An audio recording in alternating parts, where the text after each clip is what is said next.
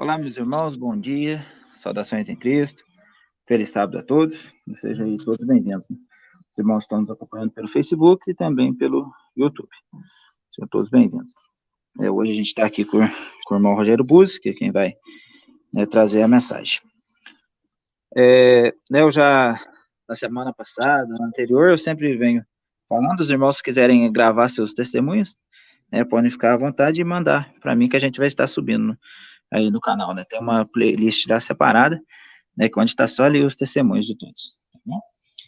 A live da semana passada a gente teve problema, né? Ela caiu, o YouTube retirou, mas um vídeo vai ser gravado aí, futuramente será postado de novo, tá bom? Então eu vou estar fazendo uma oração, né? E poder estar passando a palavra para o irmão Rogério Buzzi. Então, oremos.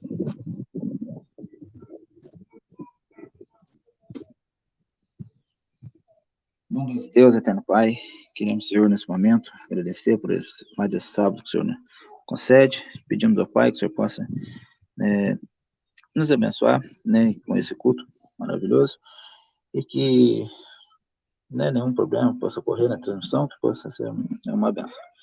Peço ao Pai que o Senhor possa abençoar cada irmão que está acompanhando, e também os que irão ouvir essa mensagem no futuro, que possam quebrantar os seus corações, que além de ouvir, possamos colocar em prática tudo aquilo que aprendemos. Peço que o Senhor possa abençoar o irmão Rogério Buzzi, que vai trazer a mensagem.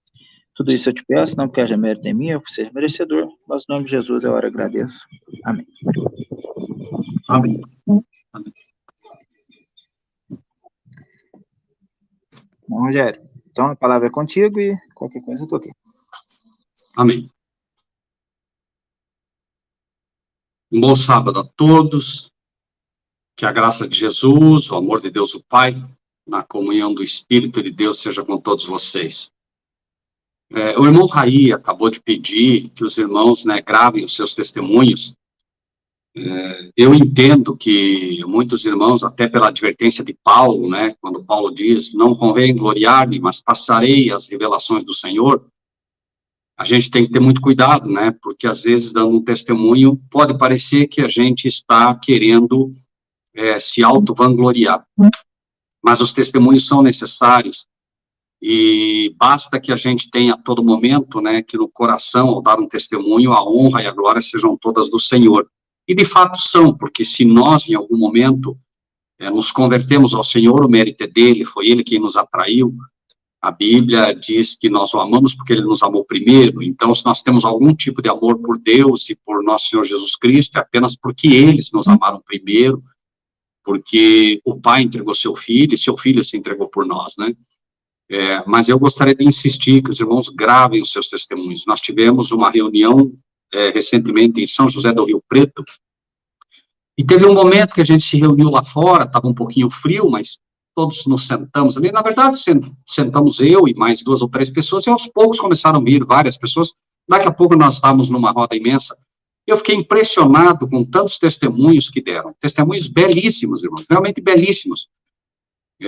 Nós temos a ideia de que no nosso meio não há milagres, mas foram contados tantos milagres e tão claros, que, enfim, foram momentos, assim, bastante, não só bastante agradáveis, mas momentos em que eu tenho certeza que o Senhor foi glorificado por tudo que Ele tem feito por nós. E nós diz, inclusive, um texto que é bem conhecido, creio dos irmãos também, um texto inspiradíssimo que diz, nada temos a temer do futuro, desde que não nos esqueçamos de como Deus tem nos conduzido no passado.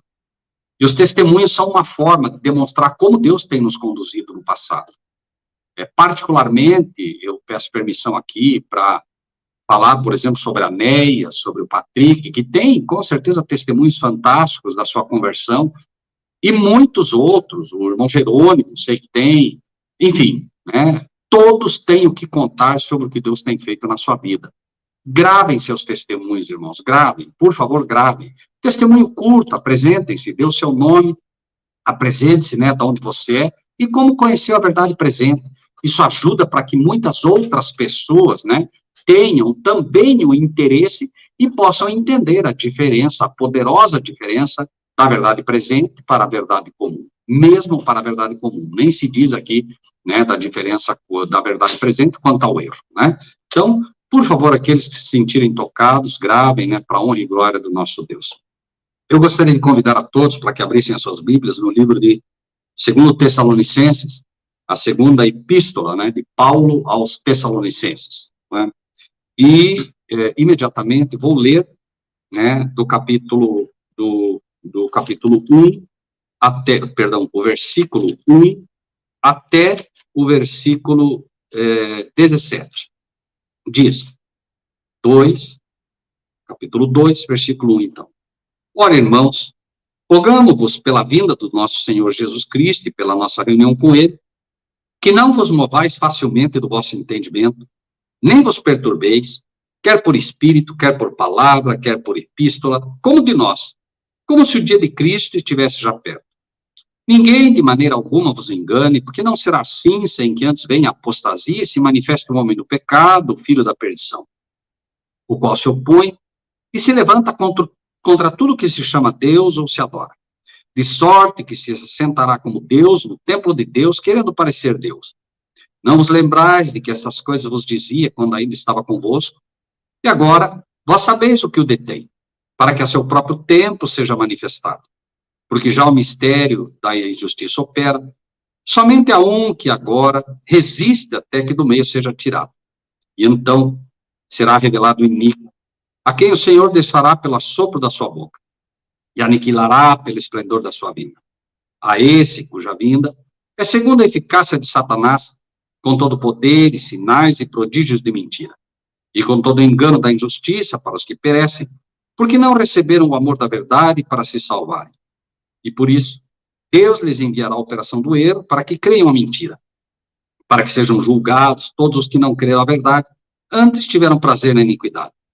Mas devemos sempre dar graças a Deus por vós, irmãos amados do Senhor, vos ter Deus elegido desde o princípio para a salvação, em santificação do Espírito e fé da verdade, para o que, pelo nosso Evangelho, vos chamou, para alcançardes a glória de nosso Senhor Jesus Cristo. Então, irmãos, estai firmes e retende as tradições que vos foram ensinadas, seja por palavra, seja por epístola nossa. E o próprio nosso Senhor Jesus Cristo, e nosso Deus e Pai, que nos amou em graça, nos deu uma eterna consolação e boa esperança. Console o vosso coração e vos conforte em toda boa palavra e obra.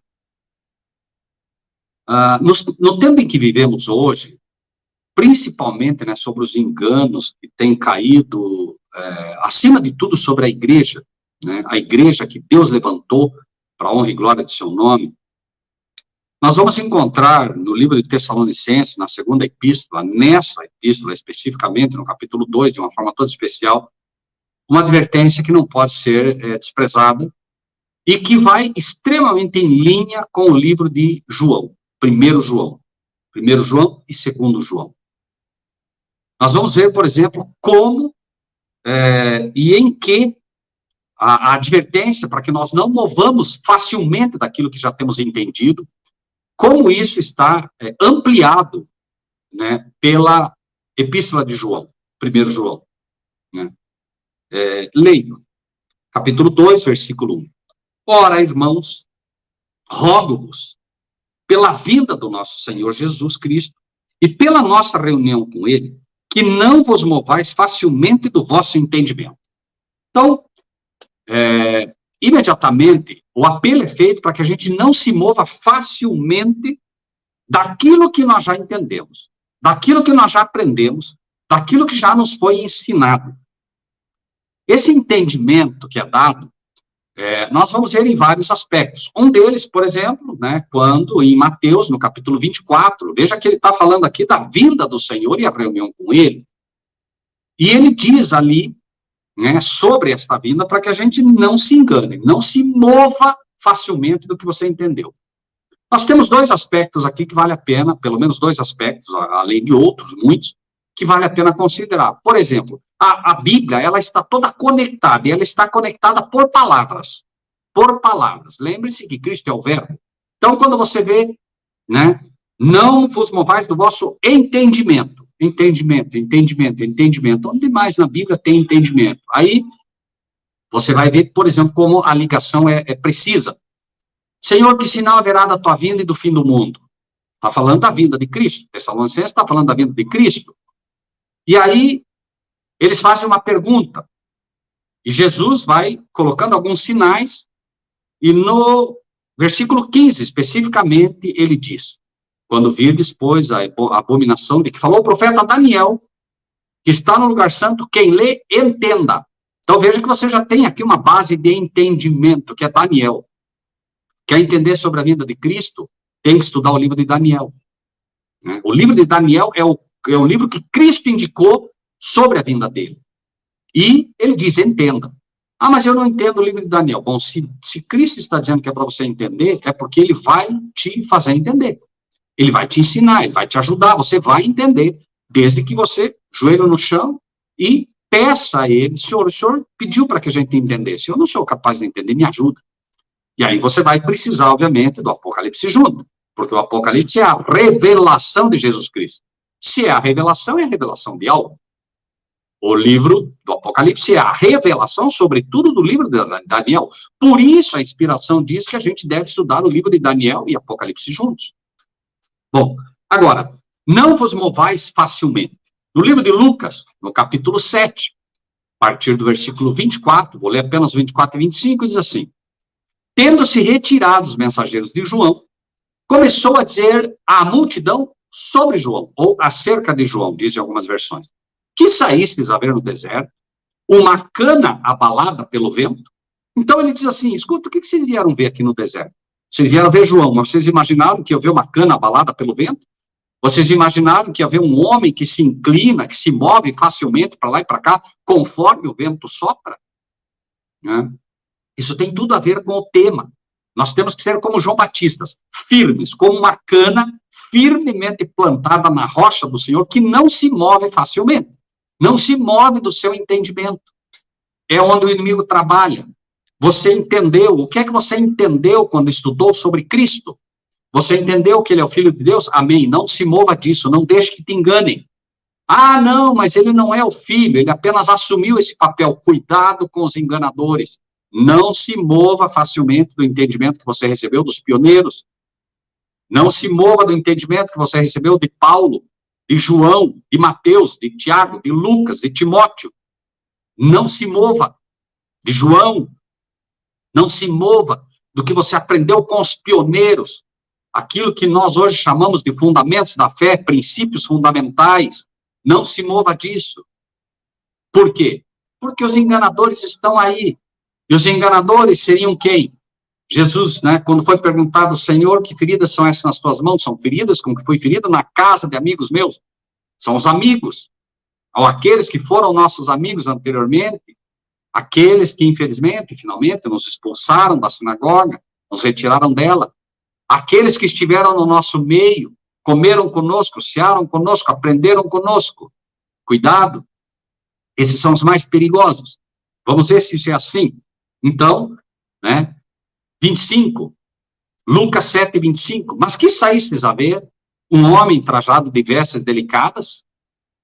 Eis que os que andam com preciosas vestiduras em delícias estão nos passos reais. Mas que saístes a ver? Um profeta? Sim, vos digo. E muito mais do que um profeta. Este é aquele de quem está escrito: eis que envio o meu anjo diante da tua face, o qual preparará diante de ti o teu caminho. Por que nós não podemos ser enganados? Por que não podemos nos desviar do nosso entendimento? Porque fomos chamados com uma missão acima da de João Batista. A missão de João Batista, e João Batista foi um profeta sem igual, por conta da sua missão. É a missão que faz de você um verdadeiro servo de Deus. É a missão que faz de você um profeta do Senhor. Não se escandalize. Ah, não, mas agora o irmão Rogério diz que é profeta. Já me acusaram disso. Todos aqueles que pregam a palavra do Senhor são profetas, no sentido mais restrito da palavra. Porque todo que fala da palavra de Deus profetiza, ainda que não seja uma profecia futura. Todo aquele que fala da palavra do Senhor profetiza. Veja, e a Bíblia diz, aqui está a paciência dos santos, aqui estão os que guardam os mandamentos de Deus e têm o testemunho de Jesus. O testemunho de Jesus é o espírito de profecia. O espírito de profecia é que te capacita a falar das profecias. Se você não tiver o espírito de profecia, você não consegue falar sobre as profecias. Se Deus te deu entendimento sobre as profecias, é porque você tem um espírito profético em você. Agora, não se ensoberbeça em imaginar que você é infalível. Aí vem o problema. O mérito é todo de Deus. É uma promessa dele. Ele diz que derramaria do seu espírito. Ele diz que aqueles que guardam os mandamentos de Deus têm o espírito de profecia. Então, no momento que você aceita guardar os mandamentos de Deus, no momento que você aceita, de fato, guardar os mandamentos de Deus, o céu vê você como um servo de Deus. O céu vê você como um servo de Deus, e a partir desse momento você está juntamente com aqueles que tiveram espírito de profecia durante todos os tempos em que Deus, né, chamou aqueles a quem ele deu o espírito profético. Apocalipse 1, de novo, revelação de Jesus Cristo, a qual Deus lhe deu para mostrar aos seus servos as coisas que brevemente devem acontecer. Então, João Batista foi um tipo, né, de cada um de nós também, que devemos ser como João Batista. Isso não é vanglória, isso não é presunção, nós somos chamados para isso. E nós só podemos aceitar essa missão pela fé. Você foi chamado para isso. No momento que você duvida da tua missão, você tem problema. Como é que você vai levar avante uma missão que você mesmo não concorda ou não acredita, não confia? Deus te chamou, né? Como Paulo, você tem que agora fazer o que ele diz. Esquecendo as coisas que para trás ficam, sigo rumo à perfeição que me está proposta. Isso é o trabalho nosso, diariamente. E à medida que você avança no estudo da palavra, no entendimento da palavra, você não vai se mover facilmente. E muito cuidado, porque começam a surgir, agora mesmo surgem dificuldades extremas em relação a temas que aparentemente estavam muito bem solidificados, muito bem firmes no nosso coração. Capítulo 2, de 2 Tessalonicenses, versículo 1 ainda. Nem vos perturbeis, quer por espírito, quer por palavra, quer por epístola, como de nós, como se o dia de Cristo estivesse já perto. Então o apóstolo Paulo diz, olha, não se perturbe, nem por palavra, nem por pregação, nem por epístola. Peraí, epístola, cartas, nem por cartas. Então, o apóstolo Paulo está dizendo que nós não devemos nos perturbar por cartas, como de nós. Ele não diz como de mim. Veja que na época de Paulo já circulavam cartas que diziam que era de Paulo e não era. Tem uma carta, inclusive, que ele diz, né, que escrever com grandes letras você tem escrito. Ele assina com a própria mão dele para que ninguém tivesse dúvida de que era dele. Agora, será que esse erro nós estamos expostos hoje? Vamos ver se pode ser assim ou não. Mensagens Escolhidas, volume 1, página 44. Leio para os irmãos. Perdão. Página 60, mais fácil. 60 diz: outro fato há que deve ser declarado aqui. Não sou responsável por tudo quanto tem sido impresso como provindo de mim. Preste bem atenção nisso, meu irmão. Muita atenção nisso, tá? Não sou responsável, diz a senhora White, por tudo quando tem sido impresso como provindo de mim. Não se engane por cartas, por epístolas. Leve tudo para a Bíblia. Deus terá um povo que tem a Bíblia e somente a Bíblia como única regra de fé, norma e prática. Algumas pessoas dizem, tomam os escritos da senhora White, cartas que a gente nunca viu, não sabe da menor, não sabe a procedência, que desafia o nosso intelecto muitas vezes, e isso não seria problema, porque nós somos falhos. Agora, quero deixar uma coisa bastante clara aos nossos amados irmãos e irmãs. Isso está escrito, isso é inspirado. Se eu não cresce na senhora White por algumas coisas hoje que jogam em cima da gente, só isso me faria crer na inspiração dela. Que pessoa teria coragem de escrever algo assim? Que pessoa, né, teria o entendimento profético para escrever algo assim? Então, ela mesma teve a coragem de dizer e escrever: Deus terá um povo que tenha a Bíblia, e somente a Bíblia como única regra de norma, fé e prática.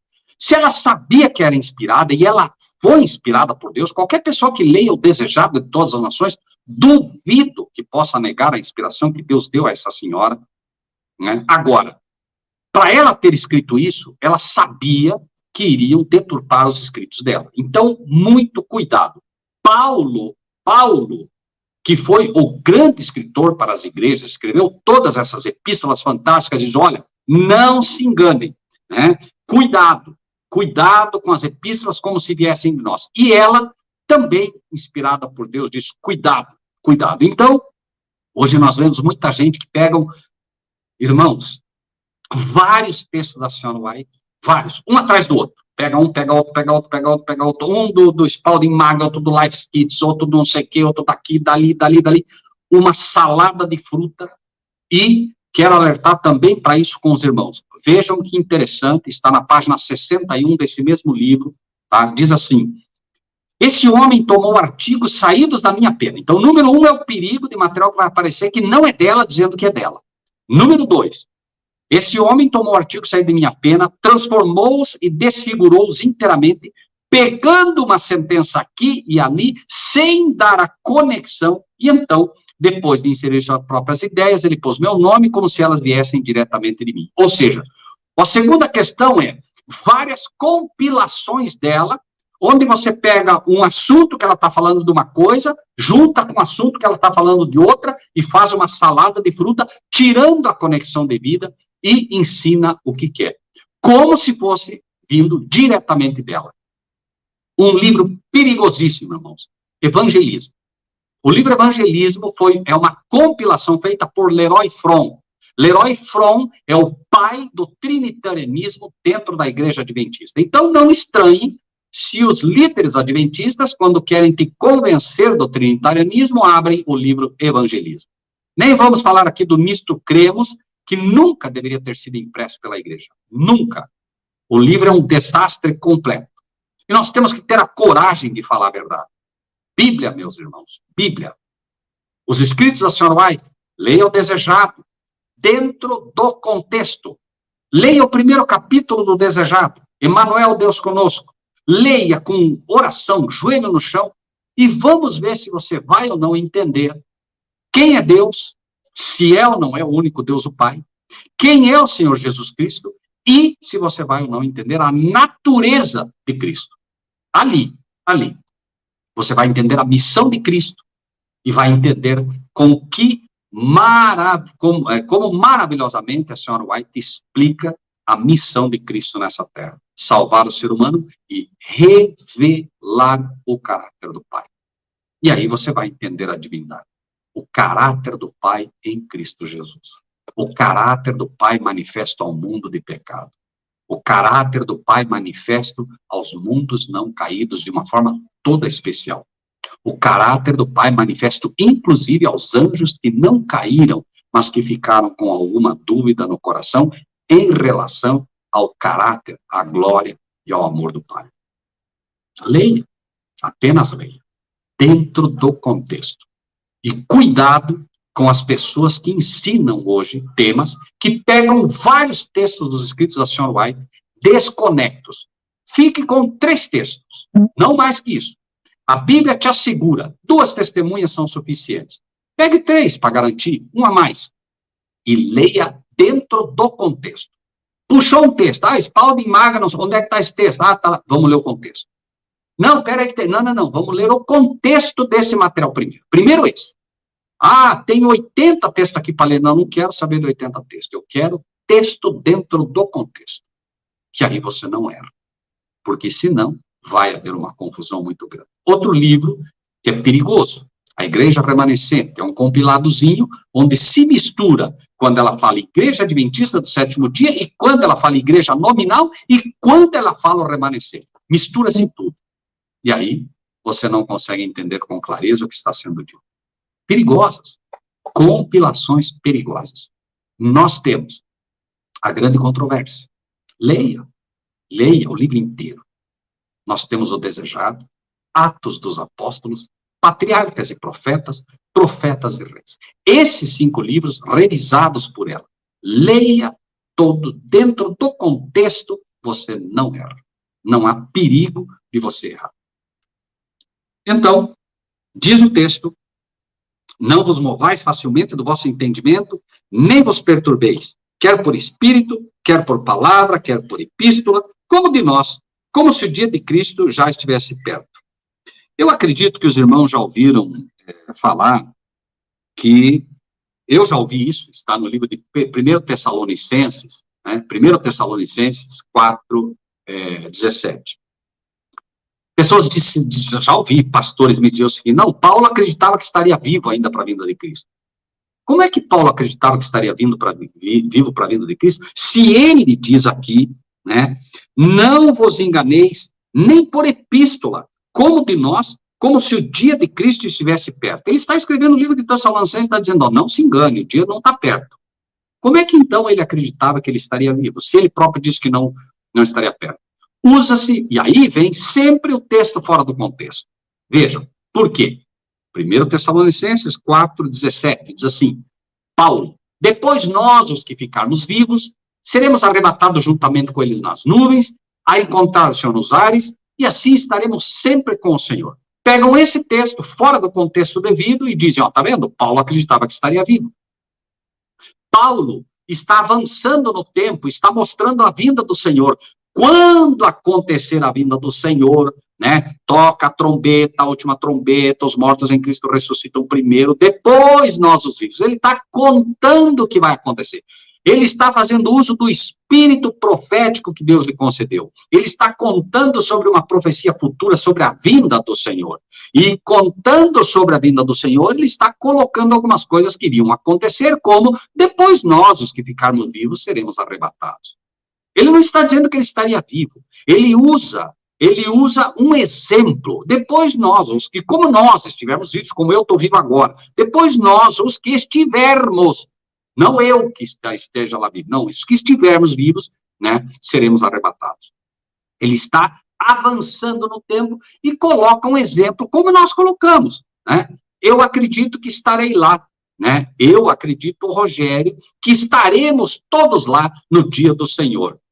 Eu acredito que estaremos lá. Agora, se eu estarei lá porque ressuscitei, ou se eu estarei porque estarei vivo, ou se eu estarei porque participarei da ressurreição especial, parcial, isso é outra coisa, né? Ele não entra nesse detalhe. Ele usa um exemplo para, olha, para mim, assim como eu estou vivo, né? Aqueles que estiverem vivos lá, né? Eles serão arrebatados, etc, etc, etc. Ok? Cuidado sempre, então, né? Atenção para o contexto. Segundo Tessalonicenses 2, versículo 3. Ninguém, de maneira nenhuma, vos engane, porque não será assim, sem que antes venha a apostasia e se manifeste o homem do pecado, o filho da perdição. Ele, então, inclusive diz, ele coloca aqui duas coisas que não dá para errar. Não, ninguém engane vocês. Por quê? Não vai acontecer a vinda de Cristo antes que venha a apostasia e se manifeste o homem do pecado, o filho da perdição. Então, ninguém vos engane, né? E quando se fala de ninguém vos engane, né, e antes que venha a apostasia, número 1, você não pode imaginar que a apostasia é a apostasia da Igreja Católica Apostólica Romana e das outras igrejas. Essas igrejas, né, principalmente a Igreja Católica, ela nunca apostatou, porque só pode apostatar quem um dia andou na verdade. A Igreja Católica nunca teve a verdade, nunca. Desde que a Igreja Católica, ela vive da mentira. Sempre foi assim e vai ser até o fim. A Igreja Católica, ela recebe um chamado também. Sai dela, povo meu. Por que é para sair? Porque ela não vai se converter nunca. Como instituição, ela nunca vai se converter, nunca se converteu. E, obviamente, não tem como ela apostatar, porque ela nunca andou nos caminhos do Senhor. Essa apostasia só cabe para uma igreja que já andou nos caminhos do Senhor. Isso é apostasia. Apostasia é quando você abre mão de verdades que fizeram de você um povo especial. Isso é apostasia, em sua primeira instância. É claro que isso se aplica a pessoas também. Você andou na verdade e resolveu abandonar, você está apostatado. Mas aqui, a apostasia é institucional. Veja que ele diz, não se engane, não será assim antes que venha a apostasia. E para quem tivesse alguma dúvida disso, leia os escritos no contexto daquilo que foi a apostasia alfa e a apostasia ômega, que é hoje. A apostasia alfa Foi uma apostasia denominacional, onde vários apostataram. Vários, não foi um. Kellogg arrastou mais de 250 pastores na época. E a igreja, de lá para cá, ela vai apostatando cada dia mais. A própria organização da igreja mudou. A igreja mudou sua forma organizacional. Então, a gente tem que ter cuidado. Quando ela fala, inclusive, né, não devemos entrar para uma nova organização, ela estava falando da organização adventista que estava mudando sua forma organizada. Né? A igreja adventista, a partir do momento que coloca um presidente, ela mudou sua organização, ela mudou o seu status organizacional. Não era para ter um presidente, nunca era para ter tido um presidente. Foi aí que ela mudou a organização e copiou Babilônia. Babilônia tem um papa, tem um cabeça, a igreja adventista tem um cabeça também. E Deus não pode reinar num trono dividido. O único cabeça que uma igreja pode ter é Cristo. Cristo foi instituído cabeça da igreja pelo seu Pai. Cristo é o cabeça da igreja. Só tem um corpo e só tem uma cabeça. Não tem duas cabeças. No momento que há um presidente, Cristo foi retirado do seu trono. Entenda bem isso, meu irmão. No momento em que um presidente é instalado, retira-se Cristo do trono. E ele não reina absoluto. Ninguém de maneira alguma vos engane, porque não será assim, sem que antes venha a apostasia, se manifeste um homem de pecado, o filho da perdição. Vamos ver isso sobre engano e sobre a vinda de Cristo. Vamos ver no livro de 1 João, capítulo 2. 1 João, capítulo 2, versículo 18 a 19. Vamos ler. Filhinhos, é já a última hora. Então agora, João antecipa no tempo e está falando do tempo futuro, do nosso tempo. E como ouvistes que vem o anticristo, como Paulo falou, olha, vem o anticristo, filho da perdição. Como ouvistes que vem o anticristo, também agora, muitos se têm feito anticristos. Então, no tempo do fim em que estamos, muitos se fariam anticristos. Quem são eles? Por onde conhecemos que é já a última hora. O próprio fato de nós vermos muitos se têm feito anticristos, não eram anticristos. Aceitaram a verdade, mas resolveram apostatar. Quem são esses? São aqueles que conhecem a verdade. São aqueles que conhecem a verdade sobre Jesus Cristo, que conhecem a verdade sobre Deus. São aqueles que receberam dos fundamentos, dos princípios fundamentais, mensagens como existe um único Deus, o Pai. Mensagens como existe um Filho do Pai, o Senhor Jesus Cristo. Então, vamos ler. 1 João 2, 18.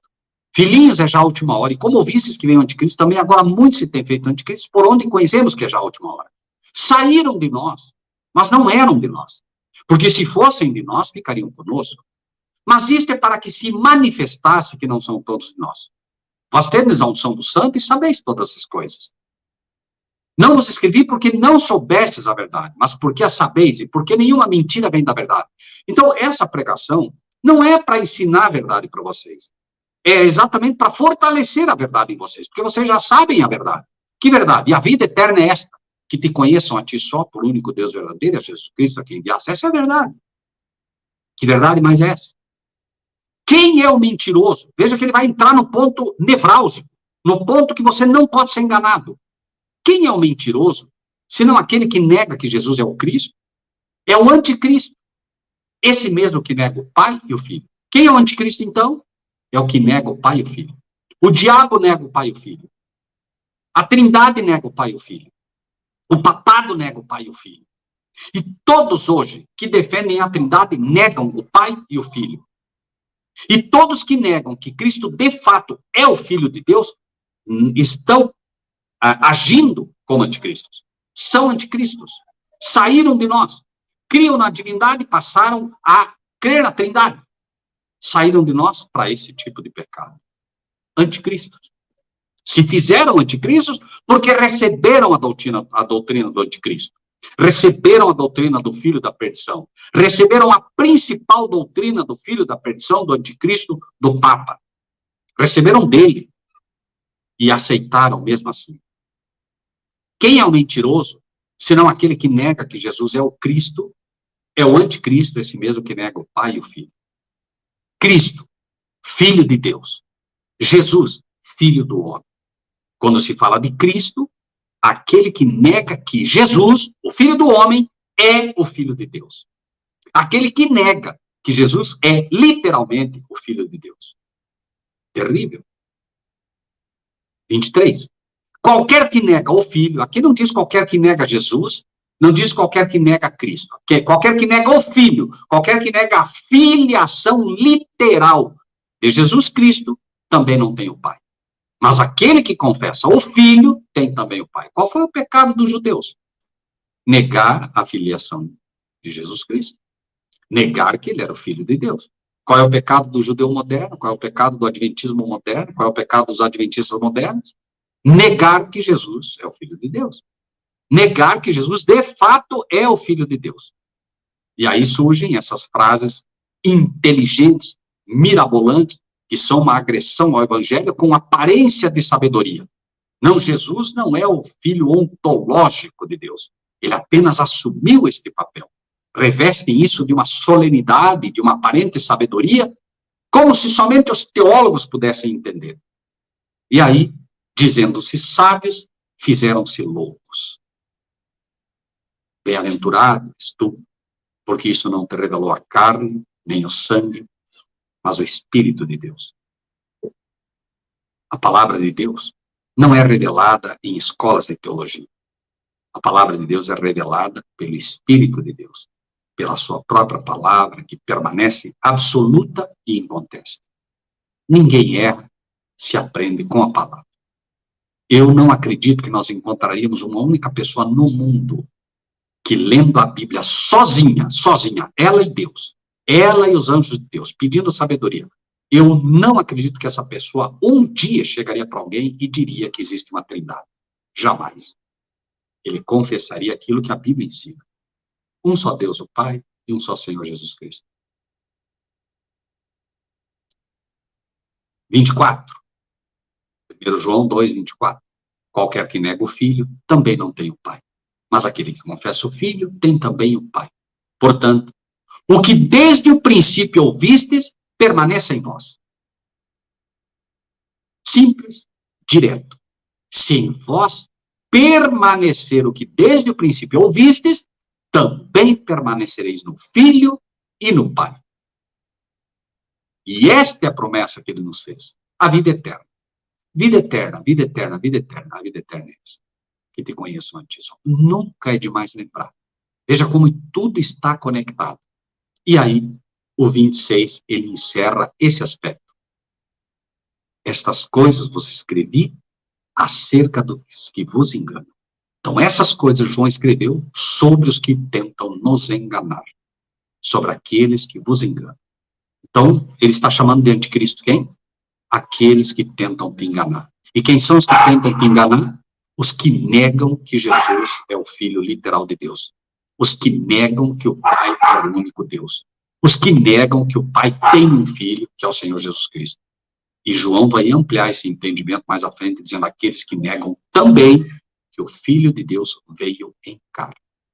Que carne, obviamente? Carne pecaminosa, carne de pecado. Não carne com pecado. Cristo não tinha pecado, mas assumiu uma carne de pecado. Segundo 2 Tessalonicenses, versículo 13 e 4, para ficar mais claro. Ninguém de maneira alguma vos engane, porque não será assim, sem que antes venha a apostasia, se manifeste o homem do pecado, o filho da perdição, o qual se opõe e se levanta contra tudo que se chama Deus ou se adora, de sorte que se assentará como Deus no templo de Deus, querendo parecer Deus. Como explicaríamos isso? Ou seja, ele se levanta contra tudo o que se chama Deus. Tudo o que se chama Deus. Aí você vai entender como foi que Cristo aplicou isso. Há um só Deus, o Pai. Então, como pode ter tudo que se chama Deus? Chamar não é ser. Preste bem atenção nisso, meu amado irmão, minha amada irmã. Chamar não é ser. Por isso Jesus disse, mas a epístola não chamou de deuses, não vos chamou de deuses, e o livro de Salmos vai explicar, aqueles a quem a palavra tem chegado foram chamados de deuses. Então, você é chamado de Deus porque o Espírito de Deus habita em ti. Mas você não é Deus porque você foi chamado, porque a epístola, porque o livro de Salmos te chamou de Deus. Então, se nós fomos chamados deuses por causa da palavra que estava em nós, não é porque somos deuses, porque a palavra revela Deus em nós. Quando você ensina a palavra de Deus, é Deus falando através de você. Difícil aceitar isso? Por isso os profetas, os sérios, diziam, assim diz o Senhor, não sou eu que estou falando, é o Pai falando através de mim. Então agora era o Pai sendo revelado através da palavra. É o Pai sendo revelado através da manifestação de um caráter de bondade. Todas as boas ações vêm do Pai das luzes. Então você revela a Deus quando você faz isso. Agora, por isso você é Deus? Não. E aí você vai entender também por que é que a epístola diz também, quando diz, né, que o Pai chamou o Filho de Deus. Isso diz, mas do Filho diz o teu trono, ó Deus. Ainda que a versão esteja errada, no momento em que é chamado Deus, não quer dizer que ele é Deus. Assim como nós, quando chamados deuses, não somos Deus. Por isso ele diz, né, se levanta contra tudo que se chama Deus. Se levanta contra o verdadeiro Deus e se chama contra aquele que... E se levanta contra aquele que é chamado Deus, porque Deus está nele. Cristo revela o Pai nele. Então, onde Cristo estiver, a própria presença do Pai é manifesta. Por isso é dito no livro Patriarcas e Profetas, né? Que quando o Filho estivesse presente, equivaleria à própria presença do Pai. Daí você entende o famoso Elohim, que é presença de Deus. A sarça ardente, Elohim, porque a presença de Deus estava ali. Não é porque a sarça era Deus. Cristo falava através... Cristo era a própria sarça tipificada. Mas a glória do Pai se manifestava ali, mostrando que Cristo viria como um ser humano, né? Como um ser humano assumindo uma carne de pecado, que era a sarça ardente ali, cheia de espinhos, mas não se queimaria. A glória do Pai se manifestaria nele e ele não se queimaria. Assim como a glória do Pai se manifestava naquela sarça, ela não se queimava. Assim como a glória do Pai se manifestava no Shekinah, e o Shekinah não incendiava completamente. 4. O qual se opõe e se levanta contra tudo que se chama Deus ou se adora, de sorte que se assentará como Deus no templo de Deus, querendo parecer Deus. Quem é esse que se assenta no templo de Deus, querendo parecer Deus? Isaías 14, 13. E tu dizias no teu coração, eu subirei ao céu, acima das estrelas de Deus, exaltarei meu trono, e no monte da congregação me assentarei aos lados do norte.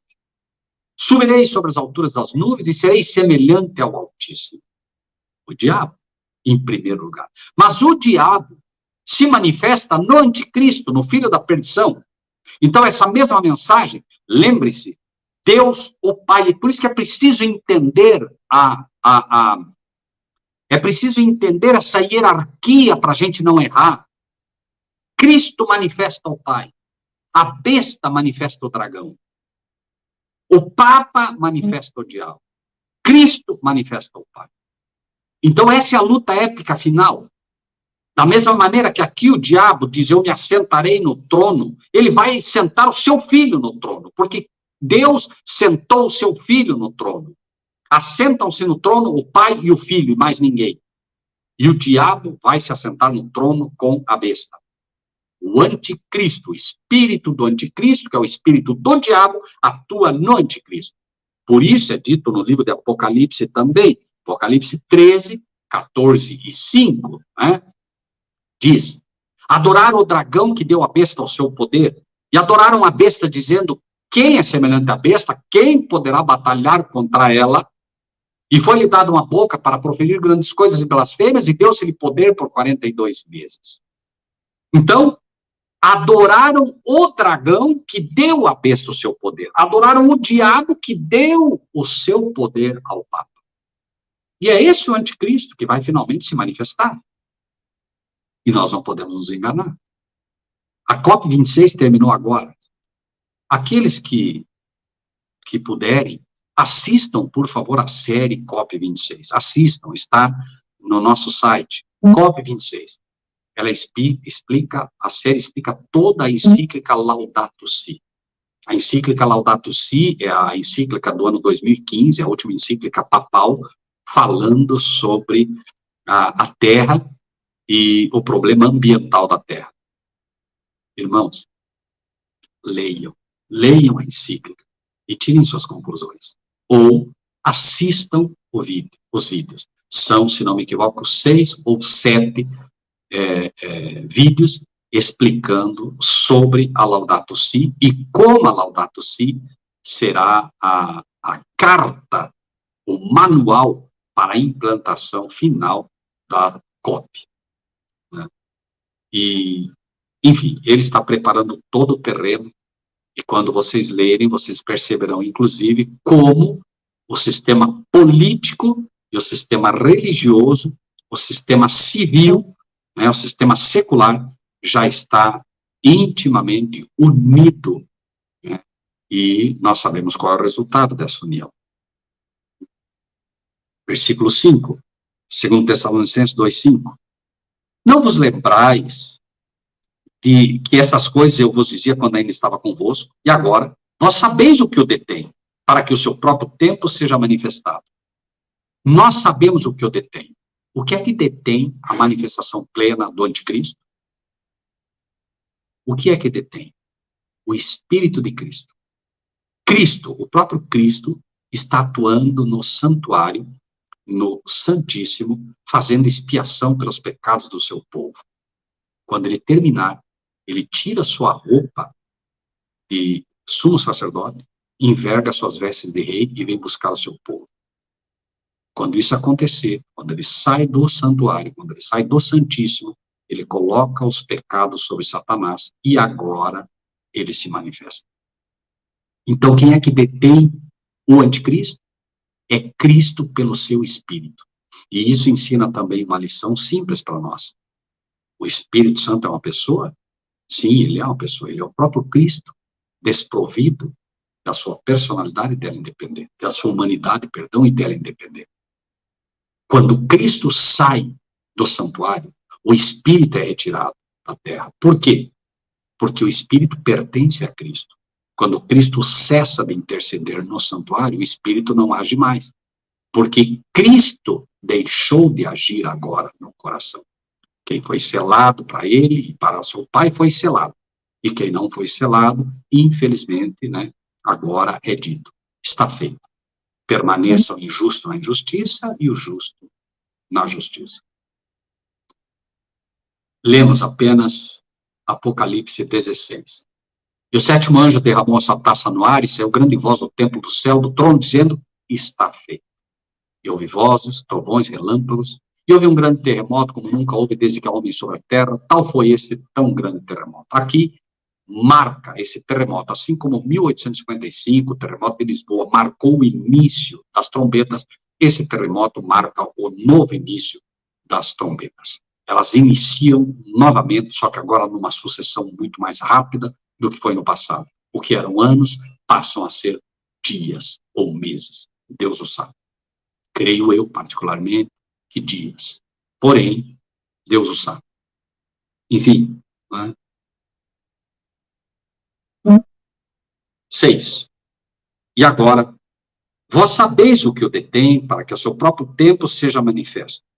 Porque já o mistério da injustiça opera. Já na época de Paulo, operava o ministério, veja só, perdão, o mistério da injustiça já operava. Porque Satanás já operava, mas não operava ainda na sua plenitude. Quando Cristo vier, Cristo vem na plenitude da glória do Pai. Satanás agora vem, e como o Espírito de Deus já não comanda mais aqueles que foram, infelizmente, né, reservados para o juízo, ele tem pleno domínio sobre todos eles. E isso fará com que ele haja agora com todo o poder e engano da mentira para aqueles que não receberam a verdade, como vamos ver. 7. Porque já o mistério da injustiça opera somente a um que agora resiste até que do meio seja tirado. De onde ele vai ser retirado? Ele não vai ser apenas retirado, vai ser retirado do meio. Isso te mostra quem é esse. Ah, mas esse é o Espírito Santo. Sim? Vamos ver, então. Né? Vamos ler 1 Timóteo. 1 Timóteo 2:5. O que diz 1 Timóteo 2:5? Porque é um só Deus e um só mediador entre Deus e os homens, Jesus Cristo, o homem. O que vai ser retirado do meio é Cristo, o mediador, o que está no meio. Ele está intercedendo, ele está entre nós e o Pai. É ele quem vai ser retirado. E sendo ele retirado, é retirado o Espírito. Por quê? Porque o Espírito habita nele. É ele quem dá o Espírito. Parte do Pai e nos chega através de Cristo. Difícil entender isso?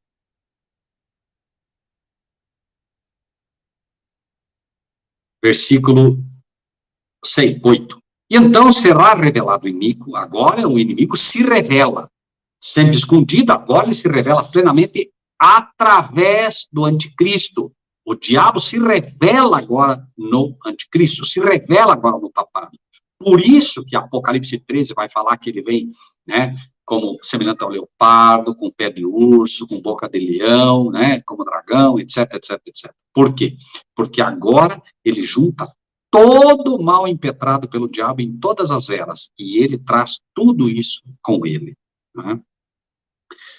E então será revelado o iníquo, a quem o Senhor desfará pela sopa da sua boca e aniquilará pelo esplendor da sua vinda. Não há nenhuma dúvida aqui que é ele vindo na glória do seu Pai. Cristo vem na glória do Pai. E a glória do Pai, né, é o quê? A glória do Pai extermina pecado. É fogo consumidor. Fogo consumidor, extermínio ou fogo consumidor que acaba, queima com o pecado. Eis o Cordeiro de Deus que tira o pecado do mundo. Quando ele vai, ele tirou o pecado do mundo, mas ele não exterminou o pecado. Quando ele vem agora, ele extermina o pecado. Os pecados nossos hoje estão cobertos pelo sangue de Cristo. Mas chega um momento em que os pecados serão apagados do livro. Por que você peca hoje? Por que nós erramos? Por que tropeçamos? Porque o inimigo vem e nos lembra do pecado, e quando nos lembra do pecado, nós caímos. Chegará um momento que nós não lembraremos mais do pecado, para a honra e glória do Senhor. Isso não quer dizer que a gente não tenha que lutar constantemente contra o pecado. Tem que lutar constantemente, mas a perfeição virá. Virá porque o Senhor prometeu. O Senhor terá 144 mil que não têm engano na sua boca e são irrepreensíveis. Essa é uma obra dele, meu irmão, minha irmã. É uma obra dele. Nós temos que confiar naquilo que ele fez. Ele prometeu, ele disse, né, que aquele que começou a obra em nós irá levá-la até o fim. Nós, muitas vezes, meus irmãos, nós caímos e falhamos e não levamos avante a missão que devemos ver porque ficamos olhando para dentro de nós. Estamos iguais àqueles homens lá no deserto que a cobra picava e eles, em vez de olhar para a cruz, ficavam olhando para a mordida da cobra. Ficavam olhando para a ferida. Nós ficamos olhando para o pecado em vez de olhar para Cristo. E aí nós, quem sabe, cada vez, né, eu já me peguei fazendo isso, tenho lutado, pedindo a Deus que me ensine a orar, pedindo ao Senhor que me ensine a orar, tenho dito constantemente, Senhor Jesus, me ensina a orar como o Senhor ensinou aos seus discípulos. Jesus não orava por si mesmo, ele orava pelos outros. É verdade que no Getsemane ele ora por ele. Pai, se possível, passa de mim esse cálice, porque ali estava em jogo. Ele tinha que vencer ali. Tinha que vencer, mas mesmo assim ele tinha que vencer por nós. Ele queria vencer por nós. Ele não estava preocupado com ele estava preocupado conosco. Ele sabia que se o cálice caísse da mão dele ali, nós todos cairíamos juntos. Então, nós precisamos aprender a contemplar. Nós somos transformados no que contemplamos. Quem fica olhando para a ferida, para a mordida da cobra, vai morrer. É preciso olhar para a cruz. Quem ficar olhando para o seu pecado vai se transformando cada vez mais em um pecador, porque eu sou transformado no que contemplo. Eu contemplo o pecado, eu me transformo num pecador. Eu contemplo a Cristo, que é perfeito, e eu vou me tornando perfeito. Passo a passo, degrau a degrau, porque Ele vai nos aperfeiçoando. Ele prometeu que vai terminar a obra. Eu não duvido do trabalho dele, eu duvido do meu. Do dele não posso. Versículo 9. A esse cuja vinda é segundo a eficácia de Satanás, com todo o poder e sinais e prodígios e enganos de mentira. Simples. Viu uma das suas cabeças como ferida de morte, a sua chaga mortal foi curada. E toda a terra se maravilhou após a besta. Toda a terra se maravilhou seguindo o papado. e adoraram o dragão, o diabo, que deu ao Papa, a besta, o seu poder. E adoraram o Papa, a besta, dizendo: quem é semelhante ao Papa? Quem poderá batalhar contra ele? E foi-lhe dado uma boca para proferir grandes coisas e blasfêmias, e deu-se-lhe poder para agir por 42 meses. O que eram anos no passado passam a ser meses. 3 anos e 6 meses. Nós podemos olhar para o poder que vai ser dado para a besta, para o Papa. E se nós olharmos para o poder que vai ser dado para o Papa, nós ficaremos com medo. Você vê a encíclica Laudato Si, você vê as reuniões agora, todos os líderes entregando seu poder ao papado. Você olha para você e vê um pequeno Davi. Você olha para eles e vê o Golias se levantando diante de você. A quem você atribuirá a possível vitória? Você vai olhar para dentro de você, você só vai ver derrota. Mas se você olhar para aquele que deu forças a Davi, você vence. Você pode olhar para os 3 anos e 6 meses que serão dados de poder ao Papa. E aí você dirá: como é que eu vou vencer? Não há a menor possibilidade de vencer. Mas se você olhar para os 3 anos e 6 meses que foi dado de poder a Cristo, desde o seu batismo, se você olhar para aquele que poderosamente pregou a vinda do Senhor, João Batista, e se você olhar finalmente para Elias também, 3 anos e 6 meses de poder, Tiago 5,17, então você pode vencer sim. Você deve olhar para o poder que será dado ao povo santo. Daniel 12. Poder do povo santo. Tudo é uma questão de para que lado teus olhos irão estar. Para os olhos da fé, para o que Cristo é capaz de fazer, para o que Deus é capaz de fazer na tua vida, ou para aquilo que o Papa é capaz de fazer com a tua vida. Para onde você vai olhar? Recentemente nós fizemos uma live e as pessoas falam sobre coragem. Rogério, isso é perigoso. Rogério isso, Rogério aquilo. Não há mais tempo, meus irmãos. Aquele que tentar salvar sua vida, perderá. Não há mais tempo para tentar salvar a nossa vida ficando calado. A melhor forma de salvar a nossa vida é falando, porque para isso fomos chamados. E enquanto estivermos fazendo a obra do Senhor, ninguém nos toca. E se nos tocar, devemos ser como Ananias, Misael e Azarias. Olha, rei, se Deus quiser nos livrar da fornalha, Ele vai nos livrar. Se não quiser, saiba, rei, nós não vamos nos inclinar para a tua estátua. Imagem da besta. Ela se levanta novamente. A estátua de Nabucodonosor, toda de ouro, toda bonita, se levanta de novo diante de nós. Quem vai se inclinar a ela? 10. 2 Tessalonicenses 2:10. E com todo engano da injustiça, para os que perecem, porque não receberam o amor da verdade para se salvarem. Não receberam o amor da verdade. Conheceram a verdade, mas não receberam essa verdade com amor. Não amaram a verdade. Amaram mais o quê? Amaram mais a glória dos homens. Queriam quantidade, queriam gente, queriam pregar para muita gente. Ah, esse ministério aí, pouquíssima gente. Não, eu quero quantidade. E foram para a quantidade. Estão pregando para a quantidade. Mas já não podem pregar o que deveriam. Porque se pregarem o que deveriam, são tirados de onde estão. Mas aí, não receberam o amor da verdade para se salvarem. 1 João 2, 18 e 19. Que amor da verdade é esse? 1 João 2, 18 e 19. De novo, filhinho, já é a última hora. E como ouvistes que veio o anticristo, também agora, muitos se têm feito anticristos, por onde conhecemos que é a última hora. Saíram de nós, mas não eram de nós. Porque se fossem de nós, ficariam conosco. Mas isto é para que se manifestasse que não são todos de nós. Muitos ainda sairão de nós. Nós devemos orar para que nós nos permanecemos firmes. O apóstolo Paulo, e isso é outra frase que muitas pessoas têm dito errado, dizem, o apóstolo Paulo diz, aquele que está em pé, cuide que não caia. O apóstolo Paulo não diz isso. O apóstolo Paulo diz, aquele que pensa estar em pé, cuide que não caia. Então eu sempre tenho que desconfiar dele. Eu tenho que confiar no Senhor e desconfiar de mim mesmo. Eu posso pensar que estou em pé. É tudo que eu posso fazer. Que no momento que eu digo eu estou em pé, eu estou sendo presunçoso e serei brevemente vítima do pecado. Só um minutinho, irmãos. Perdão, meus irmãos. Então, eu posso, na melhor das hipóteses, pensar que estou em pé. Pensar. Porque no momento que eu começo, né, às vezes você pergunta, escute como é que vai a fé. Ah, estou muito bem, a fé está muito bem, cuidado. Possivelmente a fé não está bem. Quanto mais nos aproximamos de Cristo, mais nós vemos a nossa pecaminosidade. É verdade que nós não ficamos fixos na nossa pecaminosidade, mas quanto mais nos aproximamos dele, mais nós vemos como somos pecadores. E aí, aquele que pensa estar em pé, cuide que não caia.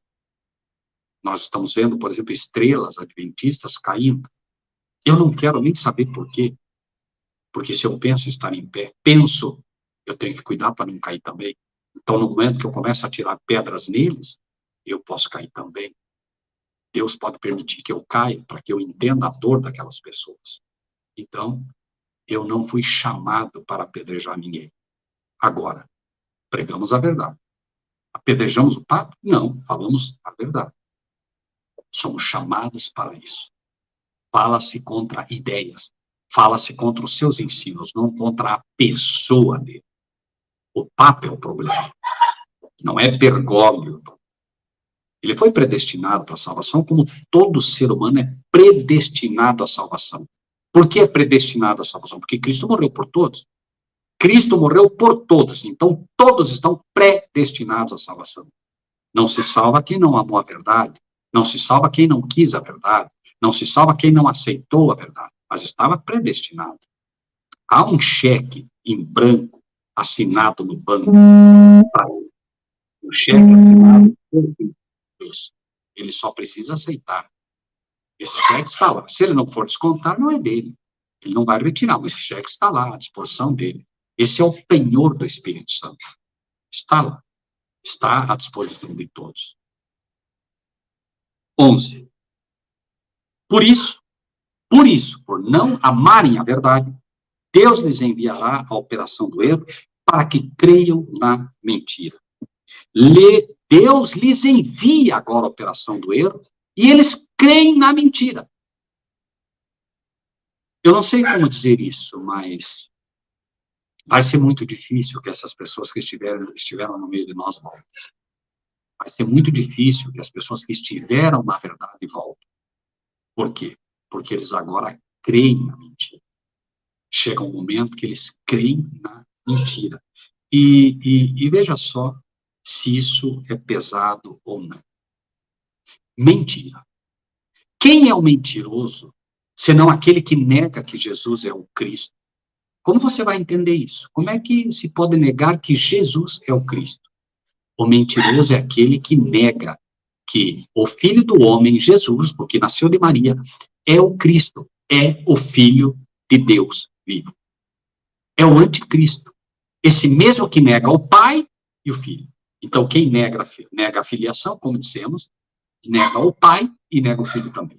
Qualquer que nega o Filho também não tem o Pai, mas aquele que confessa o Filho tem também o Pai. Portanto, e com isso encerramos, portanto, o que desde o princípio ouvistes, permaneça em vós.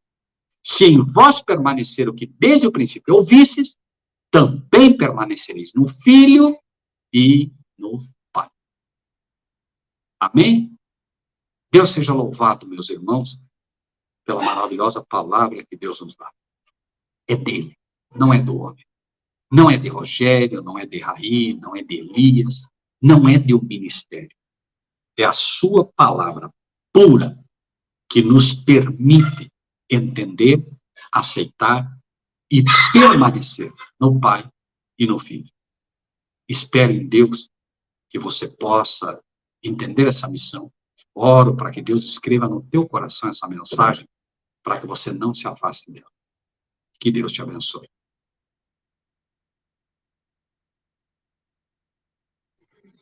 Amém, irmão. Deus abençoe. Tem algumas perguntas aqui, irmão, Rogério. Aí se puder a gente separar, assim, uns 10 minutos, no máximo, a gente Tranquilo. Responder a todas. Eu vou colocar elas na tela aqui e vou lendo e o senhor responde, tá bom? Deixa eu só voltar as mensagens aqui. Só um minuto.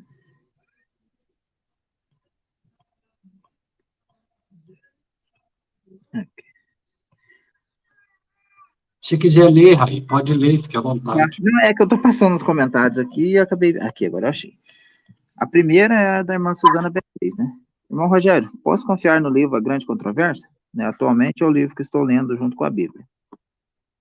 Pode confiar sem medo nenhum. A Grande Controvérsia é um livro espetacular, foi revisado pela senhora White, e é um livro realmente fantástico. Eu, depois da Bíblia, devo, sem dúvida nenhuma, a minha conversão a esse fantástico livro, que é A Grande Controvérsia. Não tenho o menor medo de recomendá-lo a quem quer que seja. Uhum. Tem mais, já é de outra pessoa, mas é quase no mesmo, assim. Pergunta, onde está escrito que a senhora White diz que não devemos crer em tudo que dizem que foi escrito por ela, né? Mensagens Escolhidas, volume 1. Anote aí, por favor. Página 44, página 60, página 61 e página... Só um minuto, perdão. E página também que vai em linha com a sua pergunta. Pelo menos isso no Mensagens Escolhidas tem, né? Não, são essas, assim, é o que eu me lembro agora. 44, 60 e 61, tá bem? Leia com calma e você vai entender que ela própria diz. No 60 é o mais enfático, tá? Assim, o mais claro. Devem ter outros, com certeza, mas que eu me lembro são esses, tá? Tem outro da mesma pessoa, remanescente Rosa Estarão, pergunta, como olhamos para Cristo e não olhamos para o pecado? Me fala especificamente. Perdão. Nós não somos convidados, nunca fomos convidados a olhar o pecado. Nunca. A lição, lembrem-se sempre que a lição é uma lição simples, tipificada, é a lição que foi dada para os nossos irmãos no passado no deserto. No deserto, né, eles foram mordidos por serpente. Lembre-se que serpente é símbolo do diabo, então foram mordidos pelo diabo. Assim como nós, hoje, na nossa veia, corre o veneno da serpente, né? No nosso sangue existe, infelizmente, o DNA, por assim dizer, a memória genética do pecado. Por isso, Paulo vai falar, né, vejo nos meus membros uma outra lei que trabalha contra a lei do meu entendimento, é a lei da hereditariedade. Nós não somos convidados a olhar para o pecado, assim como eles não foram convidados a olhar para a mordida da serpente. Nós temos que olhar para Cristo. Como é que nós olhamos Cristo? Como essa irmã está lendo A Grande Controvérsia, lendo a Bíblia. Lembre-se, a Bíblia é o verbo, né? Cristo é o verbo. Quando eu leio a Bíblia, eu estou contemplando, eu estou meditando Cristo. E aí, obviamente, eu deixo de olhar para o pecado. É verdade que o pecado vai me perseguir, mas eu não devo estar olhando para ele. Olhando para o pecado, eu constantemente fico contemplando o autor do pecado. Eu tenho que contemplar o autor da vida, que é Cristo Jesus. Automaticamente eu paro de olhar o pecado, eu paro de estar preocupado com o meu eu me preocupo mais com os outros, e sem perceber eu vou crescendo gradativamente em sabedoria, graça e verdade. Como é que eu cresço em sabedoria? Lendo a Bíblia, né? Cristo é a sabedoria de Deus. Como é que eu cresci em graça? Né? Alimentando-me do favor imerecido que eu encontro na justificação pela fé. Como é que eu cresço na verdade? Tua palavra é a verdade. Em nenhum desses tópicos eu vou encontrar que eu deva olhar para o pecado. Espero ter respondido a pergunta, minha irmã. Bom, irmão Rogério, de perguntas são só essas, tá bom? Algum irmão que tiver alguma pergunta depois do estudo, alguém que assistiu esse vídeo aí depois do término da live, né, pode estar entrando em contato com a gente, né, pode estar auxiliando aí, tá bom? Bom, irmão Rogério, acho que o senhor vai poder fazer uma oração para a gente já estar encerrando nosso culto. Amém. Então vamos nos ajoelhar e vamos orar. Amém.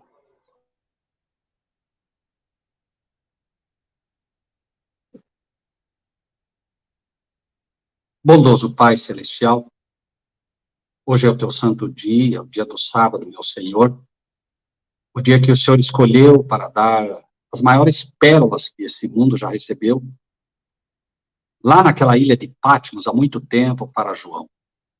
Acreditamos em todo o nosso coração, Pai, que no dia de sábado o Senhor revela pérolas especiais ao teu povo nessa terra, àqueles que realmente procuram guardar o teu santo sábado, que tem esse dia como um dia para ser santificado, para a honra e glória de teu nome. Pai Celestial, há muito tempo atrás, Pai, o Senhor escreveu na rocha a tua lei e as entregou a teu servo Moisés. Mas a tua promessa para os nossos dias, o Senhor diz: escreverei a minha lei nos vossos corações e as colocarei no vosso entendimento. Escreve-a nos nossos corações, Pai, profundamente. Usa o teu dedo, o teu espírito, Senhor, para gravar fundo no nosso coração as tuas leis, para que elas nos acompanhem diariamente. O Senhor diz também, pela inspiração: guardei a tua lei no meu coração para não pecar contra ti. Ajuda-nos a guardar a tua lei no nosso coração para não pecarmos contra o Senhor. E como há muito tempo o Senhor escreveu a tua lei na rocha, escreve também no nosso coração as palavras que ouvimos do Senhor nesta manhã. Se há alguma coisa aqui que não está perfeitamente equilibrada, queira perdoar-nos, Senhor. Sabes que somos homens falhos, mas acreditamos verdadeiramente que o Senhor tem falado ao teu povo. Que todos possam ser bons bereanos, meu Pai, ouvindo de bom grado e indo ver para ter a certeza se as coisas são de fato assim.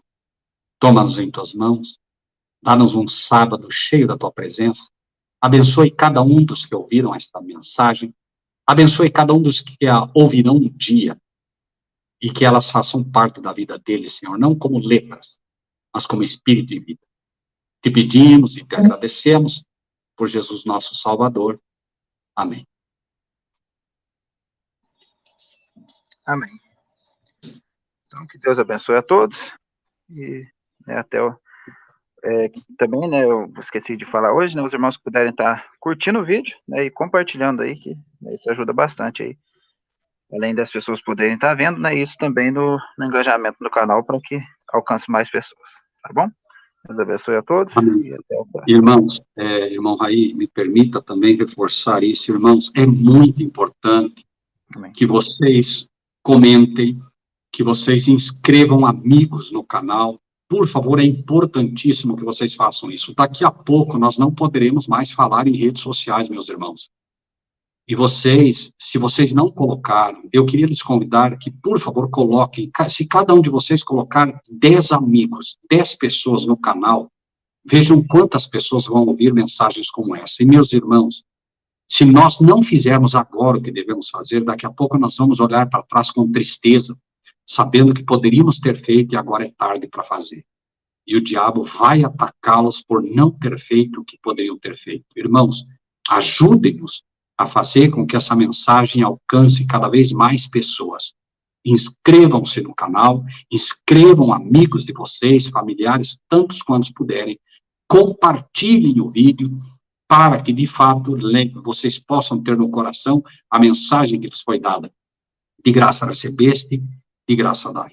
Então, você recebeu de graça, leve-a também. Esse é o teu papel. E que Deus te abençoe grandemente. Amém.